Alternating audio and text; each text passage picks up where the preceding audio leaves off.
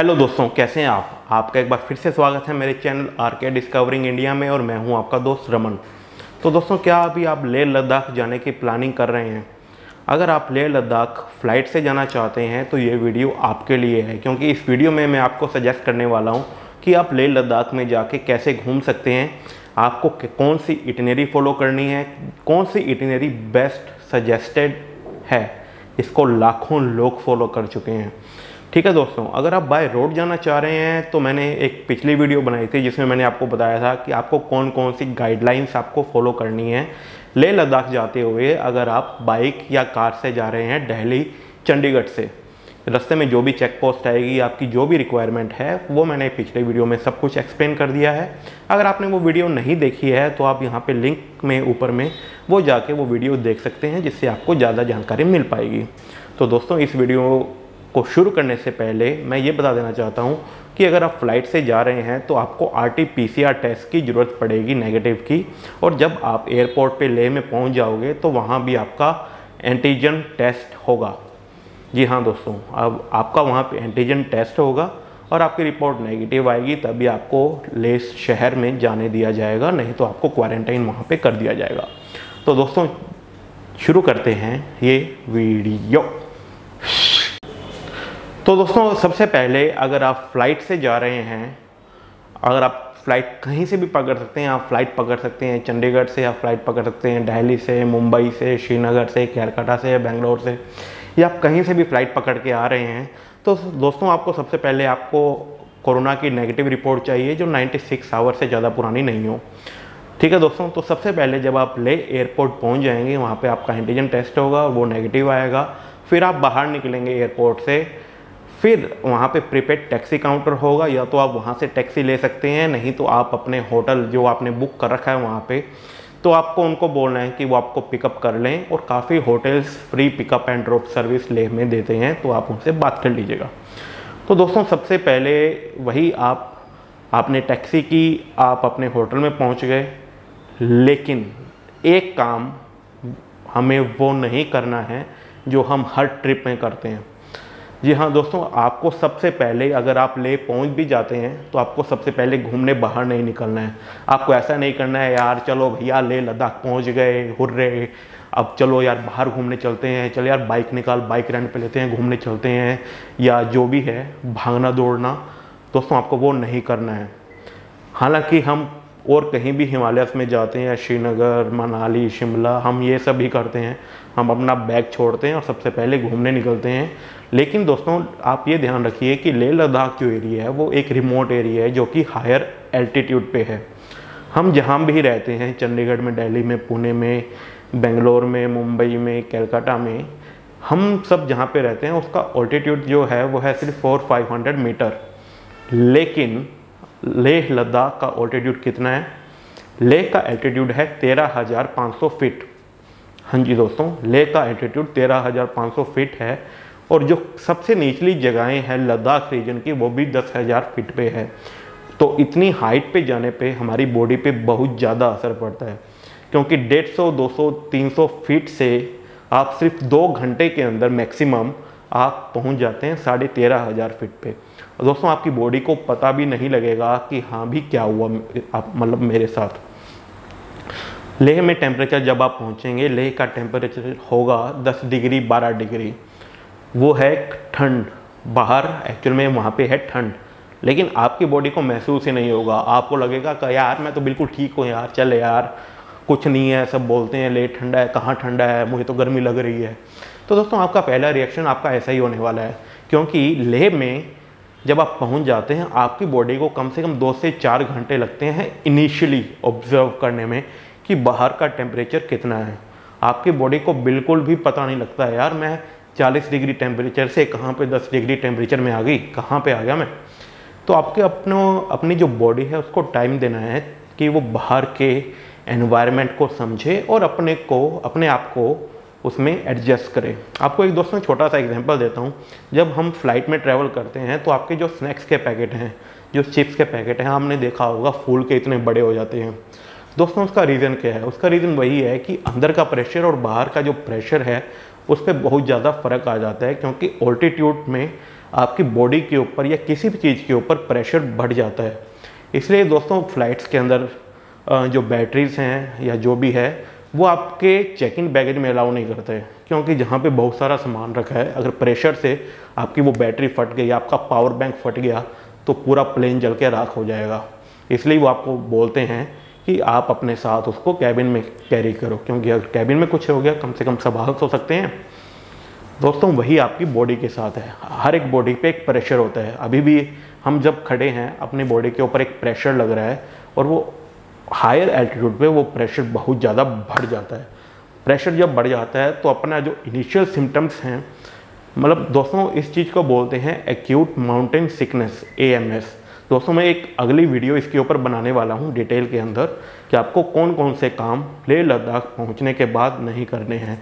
दोस्तों अगर आपने मेरा चैनल सब्सक्राइब नहीं किया है तो प्लीज़ अभी कर लीजिए, क्योंकि ये वीडियो आपके लिए काफ़ी इन्फॉर्मेटिव होने वाली है, क्योंकि मैं खुद लद्दाख जा रहा हूँ नेक्स्ट वीक। दोस्तों अभी तक मैं 2 बार लद्दाख जा चुका हूँ, मैं फ़्लाइट से जा चुका हूँ, मैं पब्लिक ट्रांसपोर्ट से पूरा सर्किट कर चुका हूँ, लेकिन इस बार जा रहा हूँ मैं बाइक से। तो दोस्तों पहले दिन आप डे 1 होटल में गए, होटल में आराम किया। दोस्तों आपको पूरे दिन आराम करना है, जितना पानी आप पी पाएँ या जूस, कोल्ड ड्रिंक तो वैसे भी नुकसान की चीज़ है, मैं प्रमोट नहीं करता कोल्ड ड्रिंक को, जूसेस वगैरह। तो जितना पानी, जितना फ्लूइड आप ले पाएँ उतना आपकी बॉडी के लिए अच्छा रहेगा। आप ORS या ग्लूकोज का पैकेट भी अपने साथ कैरी रखें ताकि ज़रूरत पड़ने पे वो चीज़ें काम आ जाए। अगर आपको पूरे दिन भर सोना नहीं है, बॉडी मतलब आंखें खुली रखनी है, जगह रखनी है, किताब पढ़ लीजिए, आप टीवी पे कुछ देख लीजिए, लेकिन सोना नहीं है, क्योंकि सोने के बाद आपकी बॉडी फिर रिलैक्स हो जाएगी, काम हो जाएगी। आपकी बॉडी को वो नहीं लगेगा कि हाँ मुझे ऑब्जर्व करना है कुछ। बॉडी को अवेक रखिए, कुछ ना कुछ हल्का फुल्का बैठे रहिए रूम में, ताकि आपकी बॉडी को महसूस होता रहे, वो एब्जॉर्व करते रहे। शाम को अगर आपको थोड़ा ठीक लग रहा है तो आप एक मार्केट में वॉक करके आ सकते हैं, आप मार्केट देख सकते हैं। आप अपना, अगर आपको बाइक रेंट पे लेनी है तो आप उनकी शॉप विज़िट कर सकते हैं। अगर आपको टैक्सी से पूरा लेह लद्दाख घूमना है तो आप टैक्सी स्टैंड पे जाके टैक्सी वालों से बात कर सकते हैं। दोस्तों लेह लद्दाख में टैक्सी यूनियन ने अपने एक प्राइस लिस्ट बनाई हुई है फिक्स प्राइस की। तो अगर आप टैक्सी स्टैंड पे जाके उनके ऑफिस से बुक करते हैं तो आपको वो प्राइस देने पड़ेंगे, लेकिन अगर आप सीधे ड्राइवर से बात करते हैं तो आपको 20% तक का डिस्काउंट ड्राइवर उस प्राइस लिस्ट के प्राइस से दे देते हैं। तो दोस्तों ये एक टिप है जो कि आपको जल्दी से कोई नहीं देगा, वो मैं टिप आपको दे रहा हूँ, क्योंकि मैं एक्सपीरियंस कर चुका हूँ लेह लद्दाख को हर एक तरीके से, और अभी बाइक से भी करने जा रहा हूँ नेक्स्ट वीक। तो दोस्तों आपको वो सब करना है पहले दिन, और रात को आपने खाना वगैरह खाया और सो गए। डे 2 अगर आपको ठीक लग रहा है, आप मॉर्निंग में उठते हैं, आपका कोई हेडेक नहीं है, आपको हल्का फुल्का चलने में सांस नहीं फूल रहा है, तो दोस्तों आपको मतलब फिर ये है कि आप थोड़ा बहुत लोकल में जो लोकल साइट सीइंग है वो आप कर सकते हैं। ठीक है दोस्तों, आप अपना ब्रेकफास्ट वगैरह कीजिए, फ्रेश वगैरह हो जाइए। अगर आपको बाइक रेंट पे लेनी है तो बाइक रेंट पे आपको मिल जाएगी, बाइक रेंट पे लीजिए। तो आप चले जाइए शाम वैली टूर पे।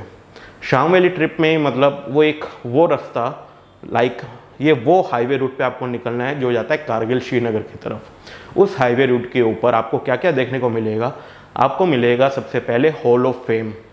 दोस्तों ये आर्मी का वो श्रद्धांजलि देने के लिए बनाया गया एक मेमोरियल है, और वहाँ पे सियाचिन जो अपना बेस कैंप है उसके रिगार्डिंग काफ़ी इन्फॉर्मेशन वहाँ पे उन्होंने उसमें दी हुई है।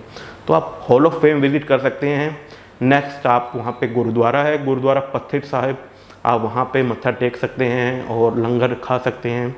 फिर आप जा सकते हैं मैग्नेटिक हिल, जो कि और आगे जाएंगे तो रास्ते में ही है। मैग्नेटिक हिल का दोस्तों आप सबने नाम सुना ही होगा।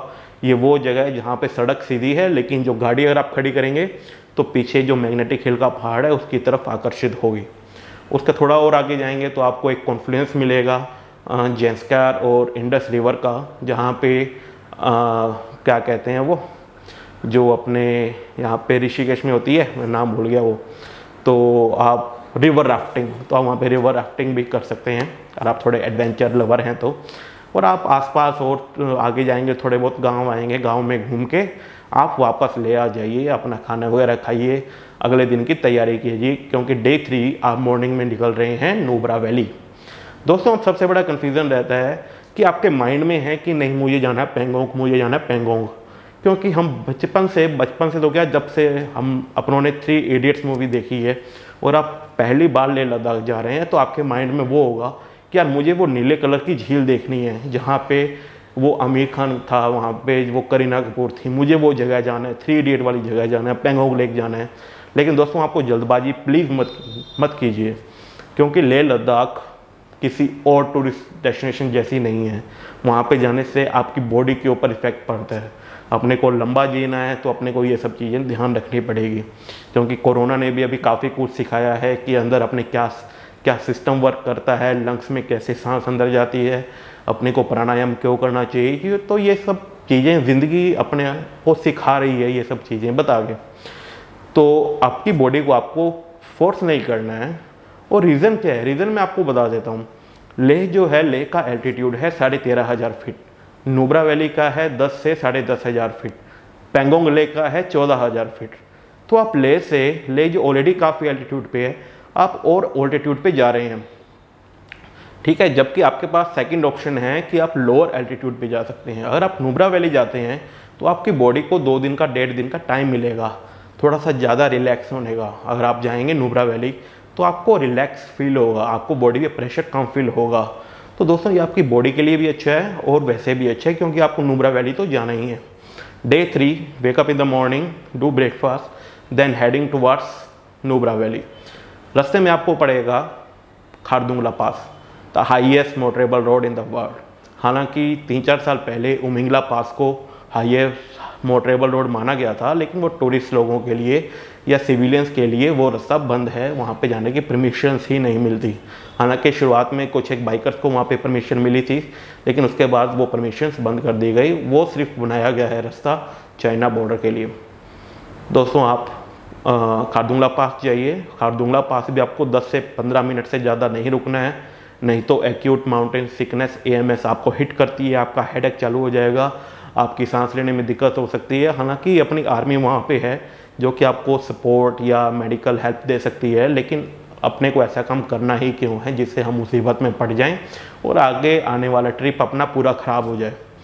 ठीक है दोस्तों, खारदुंगला पास से निकल के फिर हम जाते हैं डिस्किट में एक मोनेस्ट्री है और वहाँ की स्पेशलिटी है, वहाँ पे एक बहुत बड़ा बुद्धा का स्टैच्यू है जो कि पूरे लद्दाख का सबसे बड़ा स्टैच्यू है, बहुत बड़ा। मैं भी जब गया था 2015 में तो मैंने वो स्टैच्यू देखा था, मतलब आप तो छुट्टू से लगते हैं उसके सामने। उसके बाद आप जाएंगे, वहाँ पे सैंड डेजर्ट है, सैंड ड्यून्स है। सैंड ड्यून्स में कैमल है, कैमल भी वहाँ के अलग ही हैं। वहाँ पे है डबल हम्प वाले जिसके 2 कुबड़ होते हैं। हमारे राजस्थान में काफ़ी ऊँट हैं, लेकिन वो ऊँट देख के तो बिल्कुल ही अलग ऊँट थे। उनकी हाइट थोड़ी छोटी थी, डबल हम्प थे, मोटे मोटे से थे। और वहाँ पे लोकल लोगों से पूछा कि यहाँ पे ऐसे कैसे है, ये सब कहाँ से, ये कैमल यहाँ पे कहाँ से आ गए। तो उन्होंने बताया कि पुराने टाइम में यहाँ से सिल्क रूट होता था, यहाँ से चाइना और मिडिल ईस्ट की तरफ से रास्ता निकलता था। तो हो सकता है कि पुराने टाइम में मिडिल ईस्ट से कोई आया हो और यहाँ पे ऊँट छोड़ गया हो, क्योंकि ऐसे जो ऊँट है वो तिब्बत साइड में पाए जाते हैं या मिलते हैं। तो आप वहाँ पे कैमल सफारी कीजिए और हुंडार में आप स्टे कीजिए। हुंडार में कैंप्स और होम स्टे काफ़ी हैं, ज़्यादा महंगे भी नहीं हैं और एक लोकल लाइफ में वहाँ पे आपको अच्छा लगेगा। ओके दोस्तों, अब बात करते हैं अगले दिन की Day 4। Day 4 में आपको आना है हुंडार से या नुब्रा वैली से वापस ले। अगर आप मॉर्निंग में आपके पास टाइम होगा ओबियसली, तो मॉर्निंग में आप आसपास की जगहें घूम सकते हैं। वहाँ से 2 रूट निकलते हैं, एक जाता है टोटो की तरफ और एक जाता है पेनामिक की तरफ। तो आप दोनों में से एक रूट पे जा सकते हैं। मॉर्निंग का आप 4 घंटे का सेशन ले लो। एक मॉर्निंग में पहले आप पेनामिक चले गए, पेनामिक घूम के वापस लेह चले गए। लेह में पहुँचिए, आप शाम को रेस्ट कीजिए, मार्केट में वॉक कीजिए और आपका चौथा दिन ख़त्म। अब आ गया अगला दिन, 5वां दिन। 5वें दिन आपको जाना है लेह से पेंगोंग लेक और पेंगोंग लेक में रात को आपको स्टे करना है कैंप्स में या होम स्टे में। रास्ते में आपको मिलेगा चांगला पास जो का वर्ल्ड का 3rd हाईएस्ट मोटरेबल रोड है। और लेह के बिल्कुल पास में जब आप पेंगोंग के लिए निकलते हैं तो वहाँ पे मोनेस्ट्री आती है, शे थिक्से मोनेस्ट्री, और रेंचो का स्कूल जो स्कूल दिखाते हैं 3 इडियट्स में वो भी वहीं पे है, जो कि मैं विज़िट करके आया था। तो दोस्तों आप एक जगह कोई भी एक मोनेस्ट्री या रेंचो स्कूल आप विजिट कर सकते हैं मॉर्निंग के टाइम में लेह से निकलते हुए पेंगोंग की तरफ। और दोस्तों ज़्यादा टाइम वहाँ पे मत लगाइएगा, क्योंकि अपना मेन टारगेट है पेंगोंग लेक, जिसके लिए आप लेह लद्दाख आए हैं। तो आप लेह लद्दाख रुकिए, रात को आप स्टे कीजिए। अगर रात चांदनी रात है, अगर फुल मून है या कुछ ऐसा है, तो रात को आपको दोस्तों वहाँ पे नींद नहीं आने वाली। मुझे पता है, मुझे भी रात को नींद नहीं आई थी, क्योंकि हायर ऑल्टीट्यूड पे ऑक्सीजन कम हो जाती है, ऑक्सीजन भी कम हो जाती है, रात को ठंड भी बढ़ जाती है। आपको जो वो देंगे ओढ़ने के लिए इतना भारी होता है वो ओढ़ने के लिए, हालांकि ठंड आपको नहीं लगेगी, लेकिन आपकी कमर दर्द होने लग जाएगी, यार क्या इतना भारी भारी दे दिया ओढ़ने के लिए। और रात को हवा चलती है, आपका टेंट में अगर आप सो रहे हैं तो वो एक अलग एक्सपीरियंस रहता है। लेकिन जो चांदनी रात में जो रोशनी लेक के ऊपर दोस्तों पड़ती है, क्या गजब, आपने वो नज़ारा नहीं देखा होगा। तो अगर आपको रात को नींद नहीं आ रही है तो थोड़ा सा बाहर आइए, लेक का नज़ारा देखिए, गजब। ठीक है दोस्तों, तो ये हो गया 5वां दिन ख़त्म। 6ठे दिन पेंगोंग लेक से वापस लेह। शाम को लेह में स्टे है आपका, मार्केट से शॉपिंग वगैरह कीजिए, क्योंकि डे 7 को आपकी फ़्लाइट वापस है और फ्लाइट्स मॉर्निंग में ही होती है। ठीक है दोस्तों, लेकिन अगर आपका ट्रिप ज़्यादा दिनों का है कि लाइक 8 दिन या 9 दिन का है, तो आप उसमें सो मोरिरी लेक भी ऐड कर सकते हैं। दोस्तों मैंने ये मैप बनाया था, और अगर आपको मैप की ज़रूरत है तो मैप से मैं आपको समझा देता हूँ हल्का सा। डे 1 से दोबारा इन शॉर्ट सिर्फ 1 मिनट के अंदर। डे 1 को आपने लेह में लैंडिंग की, आप होटल में रुके। डे 2 को आप निकले बाइक लेके या जैसे भी टैक्सी से लोकल ट्रिप के ऊपर। लोकल टूर में आप जाएंगे कारगिल रोड पे, जहाँ पे है मैग्नेटिक हिल, पत्थर साहिब, हॉल ऑफ फेम और शांति स्तूपा है लेह के अंदर। आप लेह मार्केट घूमेंगे तो आपका डे 2 ख़त्म हो गया। डे 3 में आप जाएंगे, लेह से जाएंगे आप हुंदार की तरफ, नुब्रा वैली की तरफ। रास्ते में आपको पड़ेगा खारदुंगला पास और डिस्किट मोनेस्ट्री। डे 4 में आप हुंदूर से टुकटुक जा सकते हैं या पेनामिक जा सकते हैं, सिर्फ फ्लाइट के 3-4 घंटे का ट्रिप। उसके बाद आप वापस लेह आ सकते हैं। आपको लेह में स्टे करना है डे 4 पे। अब आ गया डे 5। डे 5 में आप जाएंगे, लेह से जाएंगे पेंगोंग लेक और रास्ते में आएगी मोनेस्ट्रीज, रेंचो स्कूल, चांगला पास, 3rd highest motorable pass road. Pangong lake में आप स्टे करेंगे 5वें दिन। 6ठे दिन आप आ जाएंगे पेंगोंग से लेह वापस। 7वें दिन अगर आपकी फ़्लाइट है तो आप फ्लाई कर जाएंगे, अगर फ्लाइट नहीं है तो आप लेह से जाएंगे सो मोरिरी लेक वाया उपशी चुमथांग माही ब्रिज क्रॉस करके सो मोरिरी लेक आ जाती है। सो मोरिरी लेक बहुत ही ब्यूटीफुल है दोस्तों। पेंगोंग लेक बहुत ज़्यादा कमर्शियल हो चुका है 3 इडियट्स की मूवी की वजह से, लेकिन सो मोरिरी लेक अभी भी नेचुरल लाइक हेवन। तो 7वें दिन आप सो मोरिरी लेक आ गए, आपने वहाँ पे सो मोरिरी लेक में स्टे किया और 8वें दिन सो मोरिरी से आप वापस आ गए लेह की तरफ।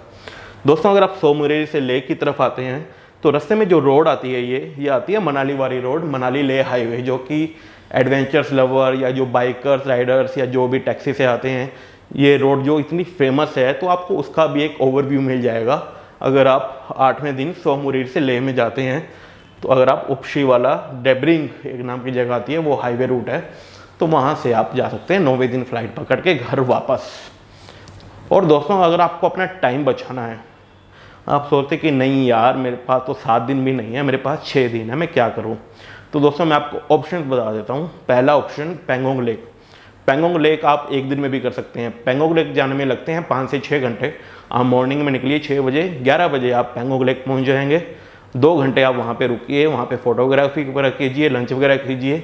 1 या मैक्सिमम 2 बजे तक लेह के लिए वापस निकलिए। दोस्तों आप यहाँ पे 1 दिन बचा सकते हैं। दूसरा ऑप्शन है, अगर आपको 1 दिन बचाना है तो आप नुब्रा वैली से, ये हुंदार है नुब्रा वैली, तो यहाँ से आप सीधा पेंगोंग लेक जा सकते हैं लेह जाने की बजाय। जो रास्ता निकलता है आगम श्योक डुबरुक से। हालांकि दोस्तों ये रास्ता बीच में टूटा फूटा है, लेकिन आप अगर टाइम बचाना चाहते हैं तो यहाँ से भी आप 1 दिन बचा सकते हैं। लेकिन दोस्तों अगर आप लेह लद्दाख जा रहे हैं तो कम से कम 7 दिन लेके जाइए, क्योंकि छोटा मोटा ट्रिप नहीं है भाई, ये लोगों का सपना है, और वो सपना जिसके लिए लोग लगे रहते हैं और वो सपना पूरा नहीं हो पाता।